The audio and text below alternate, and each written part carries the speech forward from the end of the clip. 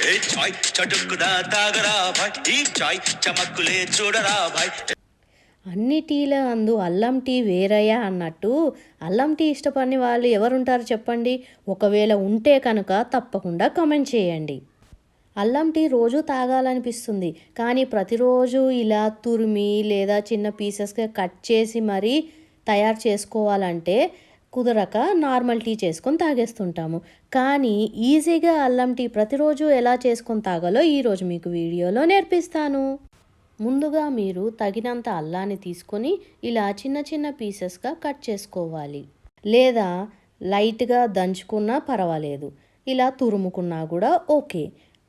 ఇప్పుడు స్టవ్ మీద గిన్నె పెట్టి దాంట్లో పాలు పోసి, ఒకవేళ మీ పాలు చిక్కగా ఉంటే కొన్ని వాటర్ని యాడ్ చేయండి, లేకపోతే అలాగే వదిలేసేయండి. ఆ తర్వాత మనం రెడీ చేసి పెట్టుకున్న అల్లం ముక్కల్ని వేసి ఇప్పుడు ఈ పాలని బాయిల్ చేయండి. ఒక 5 to 10 minutes వరకు బాగా బాయిల్ చేస్తే అల్లం ఘాటు అంతా పాలకి పట్టుకుంటుంది.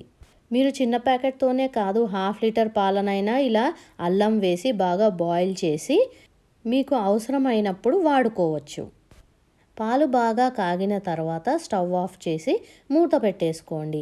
మీరు ఇప్పుడే వాడుకోవచ్చు, లేదా చల్లగైన తర్వాత ఫ్రిడ్జ్లో పెట్టి ఎప్పుడు టీ చేసుకున్నా అప్పుడు వాడుకోవచ్చు.